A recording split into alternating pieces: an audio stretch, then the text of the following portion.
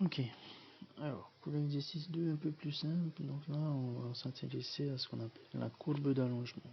Donc en fait cet essai, donc ici je vous montre l'essai, on a un échantillon qui ici qui va être soumis à une sollicitation de traction, c'est-à-dire qu'on va tirer d'un côté et de l'autre pour voir à quel moment l'échantillon va se rompre. Donc avant de se rompre, il va passer par plusieurs phases, donc par une phase qu'on appelle d'élasticité, et ensuite par une phase de ductilité, et enfin pour arriver à la rupture. Ok, alors je vais vous détailler un petit peu tout ça. Donc je lis d'abord l'énoncé de la question. Donc un essai de traction sur un matériau a permis de relever la courbe d'allongement ci-dessous. Alors là on vous précise que le matériau c'est de l'acier doux. Ok, alors avant de passer à l'explication des questions, petite erreur de ma part, ça j'en suis navré, quelques erreurs ici. Donc ici on est sur 100, 150, 150. Ensuite on est sur 175 ici, et ici on est sur 300. Ok. Je suis désolé pour ce petit contretemps. Donc du coup pour les deux dernières questions, ça va être un peu plus compliqué de répondre si vous n'avez pas les bonnes valeurs. Bref. Voilà. Ok. Alors cette courbe. Alors il y a plusieurs zones.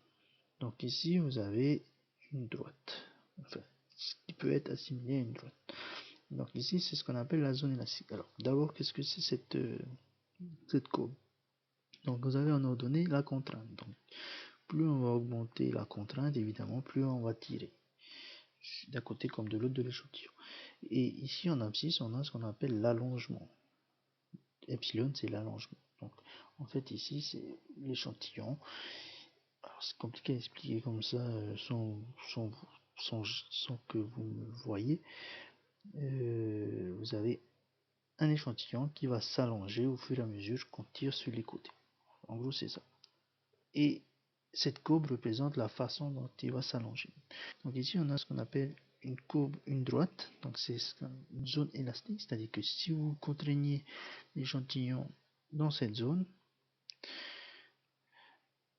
et que vous relâchez la contrainte, ben normalement l'allongement va revenir à son point d'origine, c'est-à-dire que je vais effacer, vous exercez une contrainte, ok, ça monte, donc là ça s'allonge,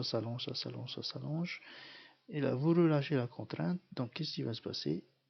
Vous allez revenir au point initial. Okay, c'est pour ça qu'on dit c'est une zone élastique. On tire et après ça revient tout seul à sa place. Okay. Donc voilà la zone élastique, et ensuite on a ce qu'on appelle la zone de déformation plastique. Donc à partir de là jusqu'à ici, on a ce qu'on appelle une déformation plastique. Donc là la déformation sera permanente.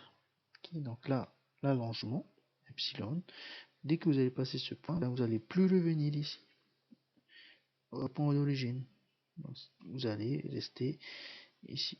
Okay. Dès que si vous contraignez et que vous arrivez à ce stade, vous enlevez la contrainte, ben vous n'allez pas revenir ici, vous allez rester ici.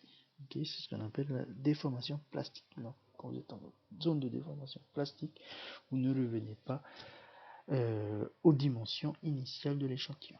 Voilà pour pour l'explication de cette courbe. Okay. Donc on aura l'occasion d'en reparler lorsqu'on reviendra en cours. Ok. Donc, première question, trouver sur le graphique les zones de déformation élastique et plastique. Donc, hop, là c'est élastique et tout le reste c'est plastique. Ok. Donc l'acier là, on le tire. Si on est dans cette zone et qu'on relâche la contrainte, ben, il revient à 0. Si par contre on dépasse ce point là, donc ici on est sur la RE, la limite élastique, alors là, donc là on va plus revenir à son point initial, on va déformer l'échantillon de façon permanente. Voilà. Donc je relève la limite élastique RE qui est égale à 150.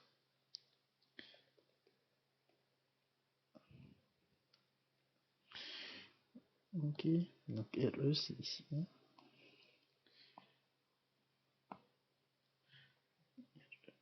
Donc ça correspond à ce point. Voilà. Relever la résistance à la rupture. Donc ça c'est la résistance à la rupture, c'est R. Okay. Résistance limite à la rupture correspond à la contrainte maximale atteinte au cours de l'essai. Okay. Si on a la contrainte maximale atteinte au cours de l'essai, donc on ne va pas plus loin, pas plus haut. Ok, alors du coup la contrainte maximum elle est ici. Donc R est égal à peu près, on va dire, alors si ça c'est 150, 75, là j'aurais tendance à dire 220.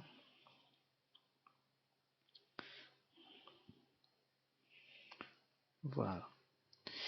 Ok, donc voilà, j'espère que vous avez compris.